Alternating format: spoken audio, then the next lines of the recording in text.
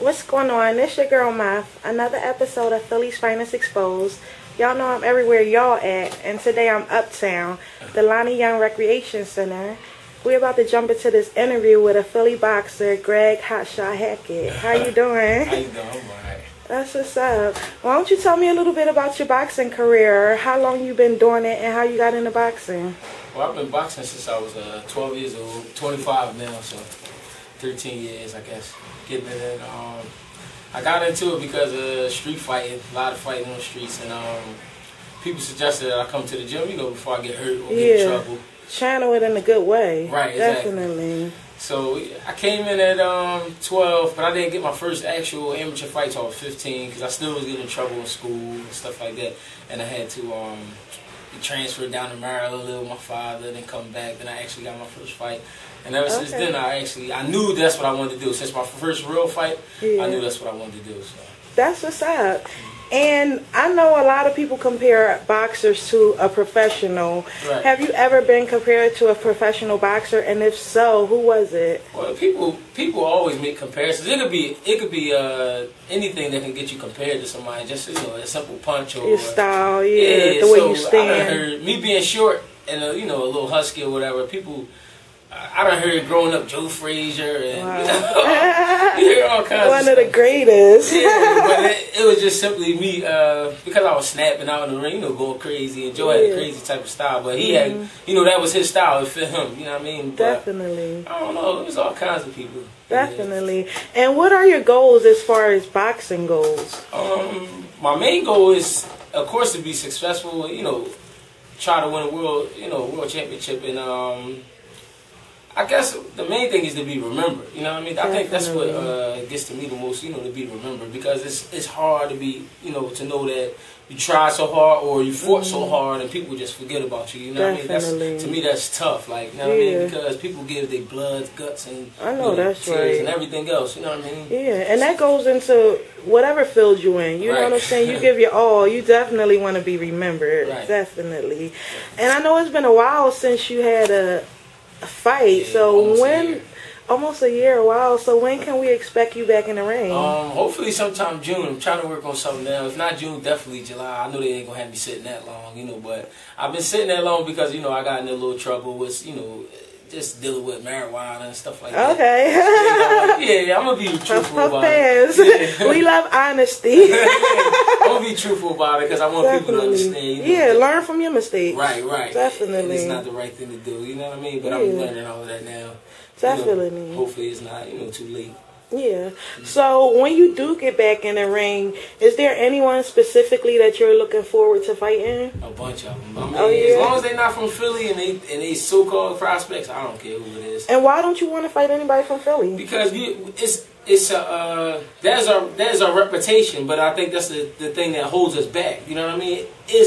Philly might be the only Philly where we can hold our own type of like federation, like where we have so many of the fighters in the same weights. We can have our own world championship here. You know what I mean? But it doesn't work because us fighting each other only brings local money. We want the world money. You know what I mean? We want to fight people all over. You know what I mean? Definitely. And they try to have us go against each other because it's cheaper that way. If you got two guys fighting in the city and we're fighting in the city, meaning there's no hotel fees, so they're promoter doesn't have to pay for hotels, or they already got their medicals and everything done. There's not too much traveling involved. You don't have to pay for airplanes or nothing like that. Yeah. You know what I mean? But another reason I don't like it is because it's some of the most brutal fights you're going to see, even though that's what fighting is, but we have to grow up around each other. We have to raise our own kids around each other, you know what I mean? So to know that I had to beat somebody half to death and then, see them, like, somebody that I know growing up through the amateurs, that's it becomes personal. Right. And then that's another thing. We all come from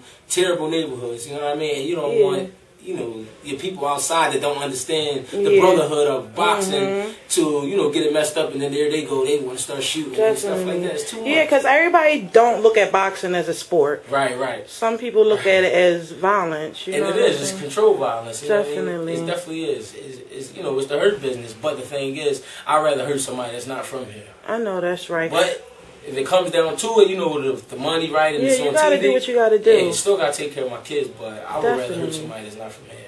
And how has the city been supporting your boxing career? I say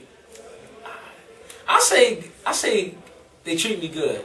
The reason I say that is because people are supportive of me. People, my last fight, a lot of people that I didn't think was coming, that said they was going to come, they came. So I figure, you know what I mean, they do support me. You know what I mean, they do appreciate me. And then a lot of the guys that are world champions in the city and the guys, you know, with the good records or whatever, they call on for me, you know, to come work with them. So I think that's why one of the ways, you know, they respect me. Definitely. You know. And I know that you've been on the receiving end of some of the judges' bad decisions as far as your fights go. So how does that make you feel? Like you said before, knowing that you gave everything that you can, and you know you actually were in fact the victor, but you know, to have the judges not see it that way, how does that feel? It was kind of making me hate boxing, because it was like, to me, y'all trying to move guys that's going to eventually get knocked out, or you know, just beat all out beat. And to me, they're not worth promoting because they don't bring anything to the table. I was bringing the excitement, I was bringing the fight, and then I'm getting robbed at the end. So I was like, I was just so-called calling myself trying to pimp boxing. You know what I mean? I started, I'm gonna just fight for money, and then I had to take a step back. I was abusing my body. You know, there's a lot of things that I was doing wrong. I can blame it on the sport and say, well, because I don't have a manager or promoter, you know, that's why they were treating me wrong. But a lot of the guys I could have knocked out if I wasn't smoking, drinking, you know, having sex near to fight time, you know what I mean, stuff like that. So that's why I think the year layoff was great for me, you know, to lay back and look at what was going on and, you know, get stronger, you know, and do it the correct way. And we heard a couple of the bad points of boxing. Like, what good comes out of boxing? The good thing is, to me, that you can take guys that never, you know, they looked at life as nothing. You know, they never had a future, or, you know, they figured they didn't have a future, and it's changing people's lives. They're coming from some of the worst ghettos in the world, as, you know, like Philadelphia. Philadelphia, to me, is one of the worst cities because, you know, people just, they don't care if you are one of the best boxers, they'll try you. You know what I mean? People hate you for no reason when you're doing something. But the good thing about it, to me, is because it's taking something that, you know how people, they figure, okay, because you didn't go to college, or maybe even if you did go to college, but you just wasn't the best, you know, rocket scientist or whatever it is, you know, the best book student. This gives you something, okay, it's just another tool to use, just like a leathersmith, or, you know, somebody that works with metal or anything, a plumber. You know, this is the same thing. I'm using my hands, you know what I mean? I'm learning the craft that it's going to stick with me forever, you know, and I'm turning it over into money. So, cause that's what it comes down to, you know what I mean? That's what everything. Right, so that's you got to feed your family. Right, so, you know, that's what I think the good point is, you know, that you can take it a long way. And you can travel all over the world. Fighters go all over the world. Yeah, definitely. All over to fight, So everybody talking about this level of success that they want to reach. Right. Define success. What does success mean to you? Success to me is being able to be, after retirement, being able to, you know, be there for my children, be there for the people who love me, and, you know, the people that I love. And, you know, I can't say not have any worries, because you always going to worry about something. You know what I mean? But just being healthy and just being, you know, aware of what's going on, leaving the game, you know, without too serious of injuries, because you're going to have injuries, you know, either your hands, your head, your knees, something going to be wrong with you leaving the sport. But success to me is just, you know, being, you know, just still being alive, being healthy. You know, you don't have to be super rich. Now, everybody's not going to reach that Floyd Mayweather level, you know what I mean? That's right. That's something incredible, you know what I mean? When you say, like, God-given, that's something he handed down to us to see, you know, because you're not going to see it again, $40 million, $50 million fights, stuff like that, you know what I mean? So, I mean, you're going to see it, but it's going to be a while. It's going to be a while. So, you talked before about, you know, abusing your body. You know that when you're in this business, you got to get some type of physical pains, you know what I'm saying? Right. You're going to get hurt, you're going to get boo-boos and things like that. How hard is it to work through those pains? And not only that, but keep yourself fit, because you got to be fit in this business. How hard is that? I know you want to eat and... Alright, again, living in Philadelphia, we are a fast food city. We are cheesesteaks and soul food city. We are, you know, like you said, cheesesteaks. Everything comes through here. So being told no more grease, no more, you know, fried this and chicken that, and, you know, like, no more sodas and no more chips, no more bread. You know what I mean? To be told that, you almost feel like you're in the army. You know what I mean? And then coming up, I say as a teenager, then you're discovering sex, and then somebody says, well, no more sex. It's like, yo, like, damn. Is that true that you're not supposed to have sex? Oh yeah. Why? Get yourself murdered in there. Because I read up on it once. Your testosterone, gathers as you're not having sex or whatever. Okay. So you're getting stronger, but it's released during sex. Okay, so you're like weaker. Automatically weak legs. Well, you know how you feel. Sex, you want to sleep, you want to eat. So definitely. Boxing and sleep don't mix. Right. So it happened to you fast, I guess. Definitely. Yeah. And if you could change one thing in this world right now, what would it be? One thing in this world? The hate.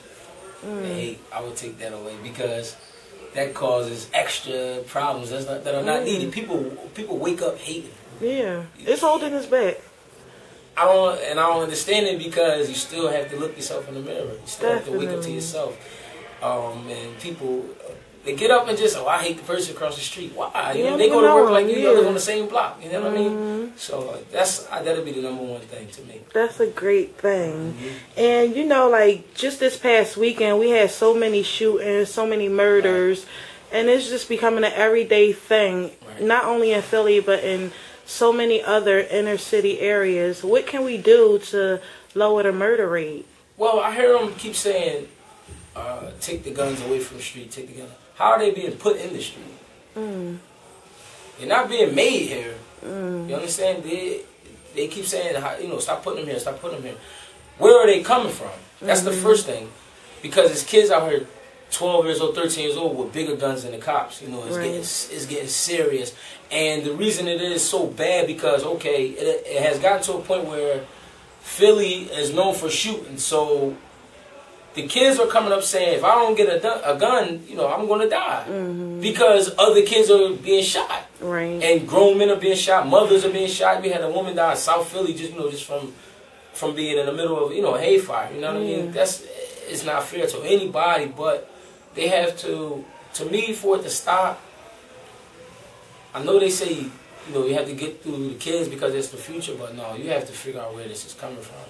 You have to talk to these adults and these cops and, really come down to an issue of, where is it coming from, how is it starting? To me, it's a problem because that's everybody's way of thinking now. If you're not just buying a gun illegal, you're trying to buy a gun legally to protect yourself. So either you're on the bad end or the good end, but both ends are bad because somebody's going to die. Definitely. You know what I mean? So to me, it just has to, I don't know, we have to figure out where it's coming from. Definitely. We really enjoyed the interview. Is it possible that we could go out and see your technique on the heavy bag? If y'all want it. Yeah, come on. We're going to follow you. Alright. You grab your phone. Hot shot. We're going to leave that right there until we come back. We uptown today. Lonnie Young. Y'all fighters better watch out. This is what y'all in store for in June. PhillysFinestExposed.